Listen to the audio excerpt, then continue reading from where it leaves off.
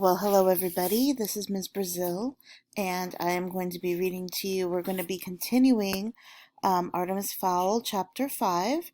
So hopefully you remember where we left off last time.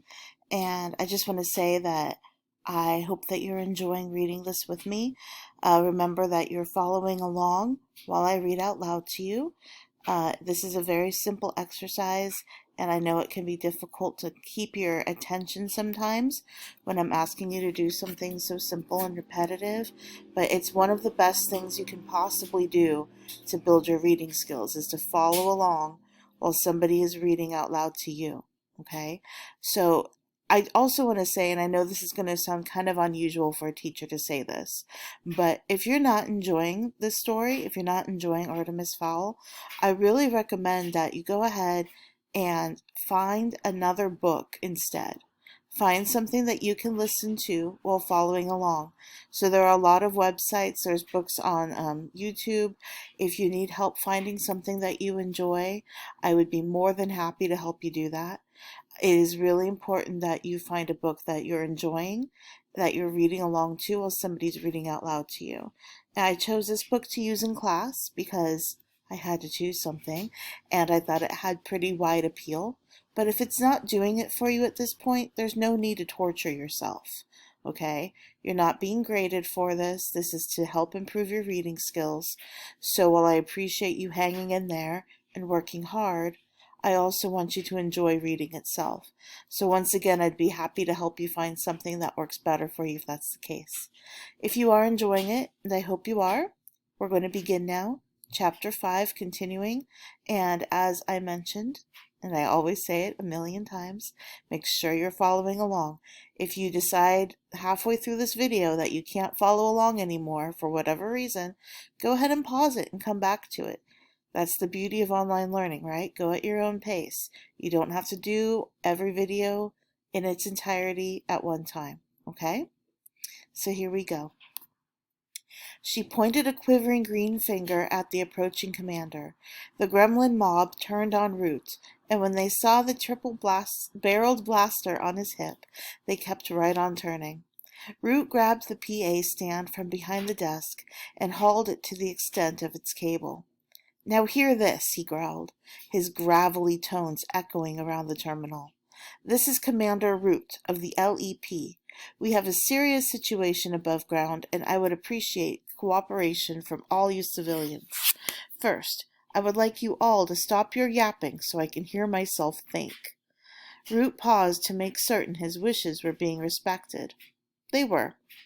"Secondly, I would like every single one of you, including those squalling infants, to sit down on the courtesy benches until I have gone on my way. Then you can get back to griping or stuffing your faces, or whatever else it is civilians do." No one else had accused Root of political correct. No one had ever accused Root of political correctness. No one was likely to either.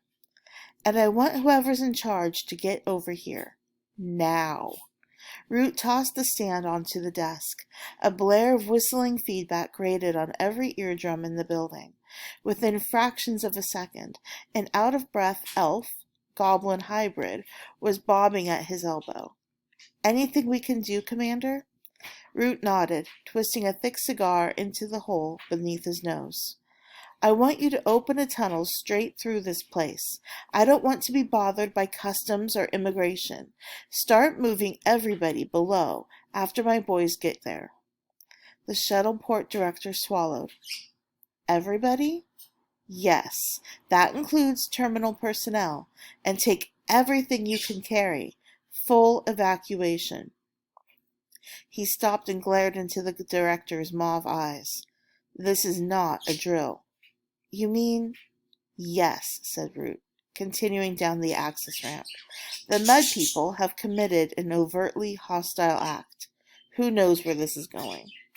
The elf-goblin combo watched as Root disappeared in a cloud of cigar smoke.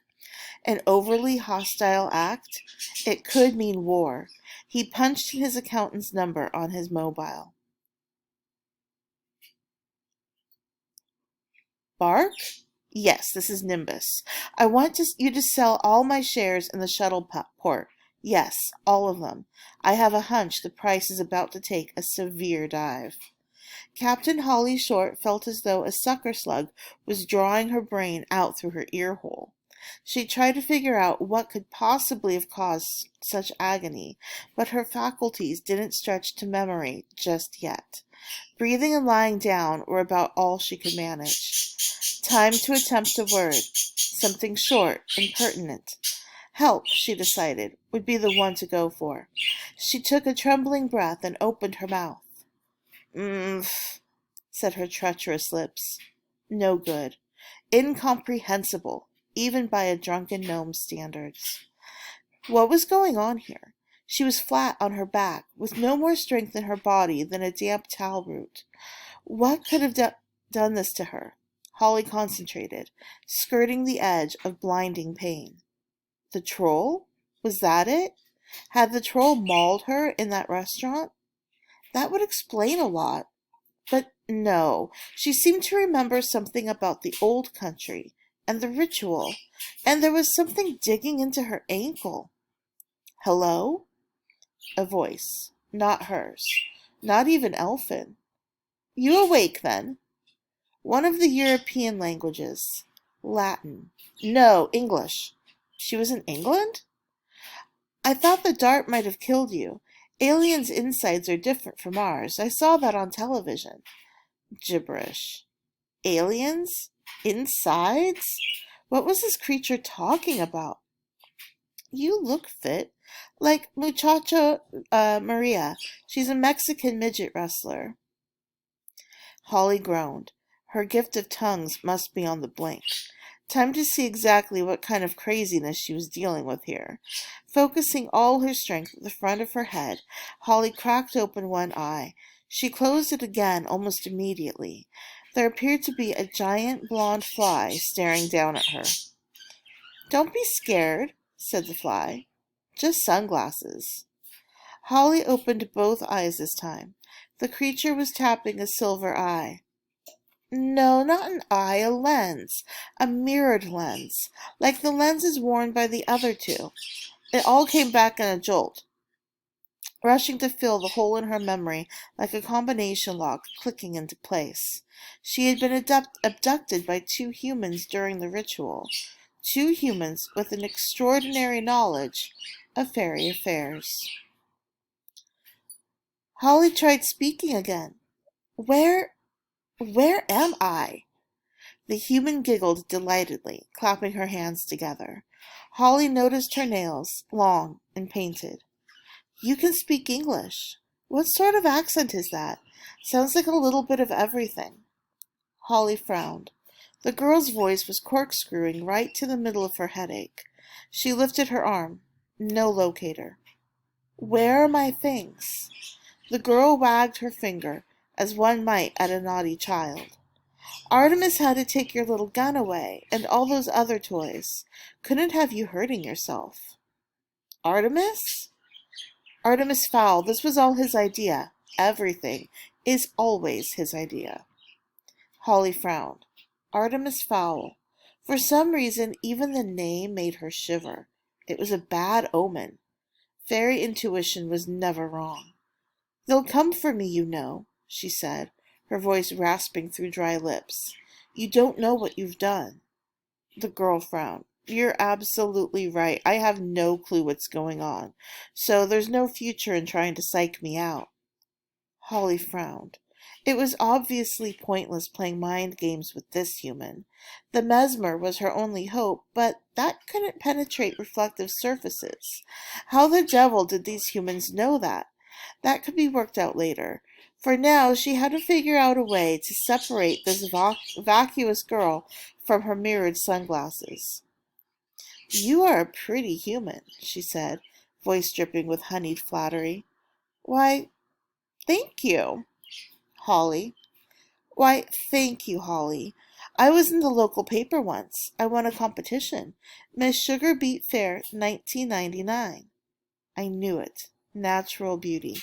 I'll bet your eyes are spectacular. So everyone tells me, Juliet nodded. Lashes like clock springs. Holly sighed. If only I could see them. Why ever not? Juliet's fingers curled around the glass's arm. Then she hesitated. Maybe I shouldn't. Why not? Just for a second.